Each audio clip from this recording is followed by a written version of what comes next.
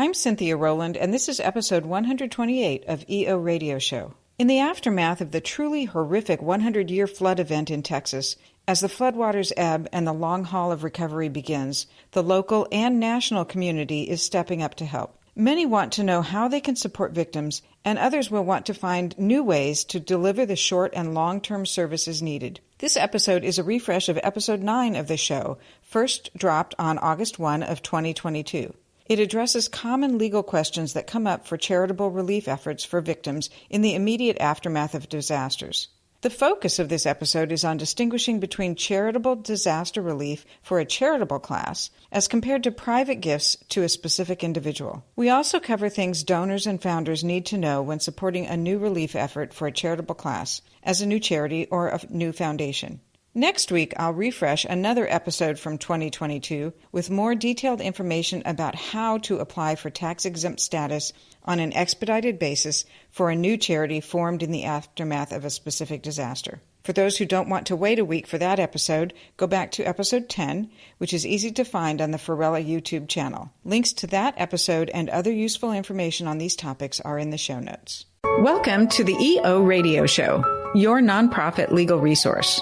Brought to you by the Exempt Organizations Group at Farella, Braun & Martel. My name is Cynthia Rowland, and I'm a partner at Farella. I'm a business and tax lawyer with more than 30 years of experience advising clients on nonprofit and charity law. Through this podcast, our lawyers and guests will discuss a range of legal and business issues impacting the nonprofit world because we understand you work hard every day to make your community a better place to live and do business. Many of our programs focus on the basics, and at times we'll do a deep dive into narrow and complicated legal issues. Again, welcome to the EO Radio Show. We're glad you're here.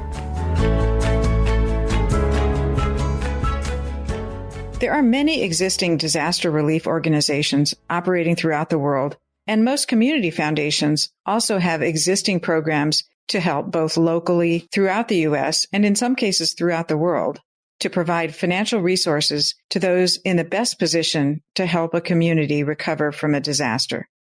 Also, many charities that are formed for one purpose, say environmental purposes in a particular community, are permitted to expand their purpose to disaster relief, so it may be quite appropriate for an organization to add a disaster relief program to respond quickly without the need to create a whole new charity. Working with an existing organization avoids all the expense and time involved in creating a new organization. The existing organization, of course, may need to account for disaster relief donations separately and may need to report the new program on its tax return for the year. But by comparison to creating an entirely new entity, this can be the most effective in many circumstances. So let's think about creating a new program, whether within an existing charity or as a whole new organization. There is a threshold question that needs to be addressed before starting the new program. That question is whether the effort serves a charitable class as compared to an effort to help a specific individual or group of individuals. Fundamental to tax exemption and the ability to raise charitable contributions that are deductible for the donors is the requirement that the effort must serve a charitable class. Setting up financial support for a specific individual or specific group of individuals is a wonderful thing to do, but that doesn't qualify as a charitable activity for purposes of 501c3 or deductions for the donors. While the donated amount is generally a non-taxable gift when given to a specific individual, and a great thing to do, the organizers of the effort can't get tax-exempt status for the organization created to provide specific support to a specific individual or group of individuals. The IRS has an excellent publication on its website that covers disaster relief topics. See the show notes for a link. It's labeled as IRS Publication 3833. In that publication, the IRS gives an excellent example of the distinction between relief for an individual, which is not a charitable purpose, as compared to setting up an organization or program that does serve a charitable class. So here's the IRS example. Linda's baby, Todd, suffers severe burns in a fire requiring costly treatment that Linda cannot afford. Her friends and coworkers form the Todd Foundation to raise funds from fellow workers, family members, and the general public to meet the baby's expenses. Because the organization is formed to assist a particular individual, it would not qualify as a charity. But consider this alternative case. Linda's friends and coworkers form a new organization to raise funds to meet the expenses of an open-ended group consisting of all children in the community injured by disasters where financial help is needed. Neither Linda nor members of Linda's family control the new charity. The new charity controls the selection of aid recipients and determines whether any assistance should be provided to Todd. Potential donors are advised that funds may be used to assist Todd. Their contributions might well be used for other children who have similar needs. This new charity does not accept contributions specifically earmarked for Todd or any other individual. So in the example, this new charity formed and operated to assist an indefinite number of current and future disaster victims will qualify as a charity under 501c3. So, if the goal is to direct financial support to a particular individual, an injured baby, a cancer patient, the victims of a mass shooting, crowdfunding sites can be used quite effectively. Although the contributions aren't tax deductible to the donors, the recipient isn't taxed on the gift, and the funds can arrive quickly. But it's not a charitable effort. It's organized giving for a particular individual. Wonderful to do, but not supported by tax deductions.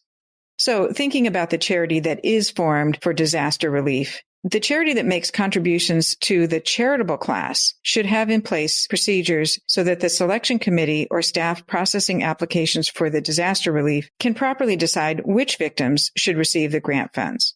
The rules are very clear that charitable funds cannot be distributed to individuals merely because they're victims of the disaster. There needs to be an objective evaluation of need. While the rules are more flexible in the immediate aftermath of the disaster, for example, providing transportation off the island hit by a hurricane during the hurricane is fine. There's no need to check whether the victims have the funds to charter their own boat, but the provision of long-term support, such as rental assistance for wildfire victims who've lost their homes, that long-term support has to be made based on the application of objective criteria to show that there is, in fact, a financial hardship being met by the charitable gift. Some additional issues come up when there are local company foundations that wish to provide disaster relief.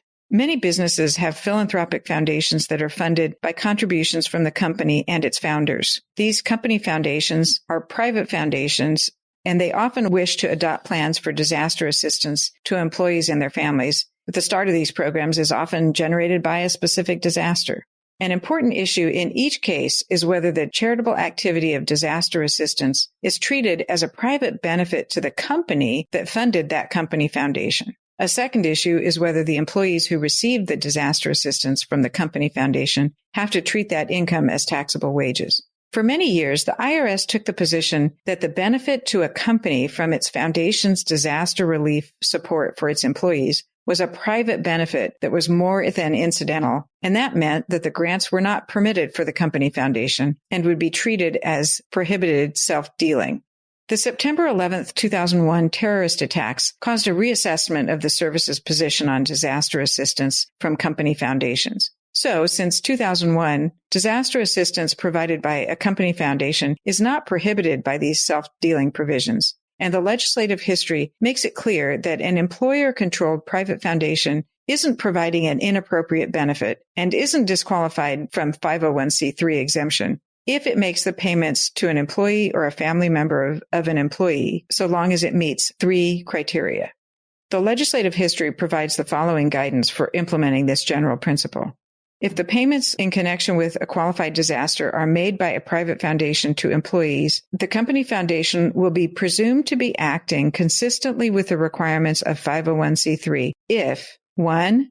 The class of beneficiaries is large or indefinite, 2. The recipients are selected based on an objective determination of need, and 3. The recipients are selected by an independent committee of the private foundation, a majority of the members of which are persons other than those who are in a position to exercise substantial influence over the affairs of the controlling employer.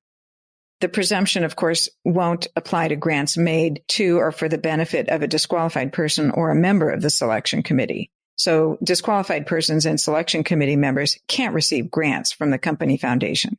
The legislative history makes it clear that other procedures and standards may be adequate substitutes to ensure that any benefit to the employer is incidental and tenuous. Similarly, providing need-based payments to employees and their survivors in response to a disaster other than a qualified disaster may also be treated as furthering a charitable purpose. So if a program doesn't fit with these strict requirements, they may nevertheless be allowed, but you'd need to check with the rules and the particular facts and circumstances. So circling back to another point mentioned a few minutes ago that is important for a company foundation that makes disaster relief payments. The rules allow the company foundation to make a payment and not treat it as wages to an employee only if the disaster is a qualified disaster, which is a term of art that means an event that results from terrorist or military actions, think mass shootings or wars, or an accident involving a common carrier, that is planes, trains, boats, and buses, is a disaster declared by the U.S. President, or is an event that the Secretary of the Treasury determines is catastrophic. So that's 4 basic areas that qualify as a qualified disaster. Event from terrorism or military actions, an accident of a common carrier, a disaster declared by the U.S. President, or another event that's declared by the Secretary of the Treasury as catastrophic. So to summarize, a new or existing charity, as well as private foundations established by businesses, can fundraise for and make gifts to disaster victims. The charitable organization providing relief follows the rules when the payments are consistent with its charitable purpose, and these boxes can be checked. 1, the class of beneficiaries is large or indefinite. 2, the recipients are selected based on an objective determination of need. And 3, the selection of recipients is made by an independent selection committee or adequate substitute procedures to ensure that any benefit to the donors, whether individuals or a company, is incidental and tenuous. The selection committee should consist of persons who are not family members of the recipients or in a position to exercise substantial influence over the affairs of the company in the case of a company foundation. Listeners who would like to hear more on the topic of disaster relief for nonprofits can find links in the show notes to IRS materials and other resources to help guide their way. For listeners who are interested in more information about how to apply for tax-exempt status on an expedited basis for a new charity formed in the aftermath of a specific disaster, this next episode 10 will cover that topic in detail. So that's all for this introductory episode on disaster relief. I'm Cynthia Rowland, and you've been listening to EO Radio Show, your nonprofit legal resource, brought to you by the Exempt Organizations Group at Farella, Braun & Martel. If you have suggestions for topics you would like for us to discuss, please email us at eoradioshow@fbm.com. That's eoradioshow@fbm.com. Thank you for joining us. Until next time, make a difference.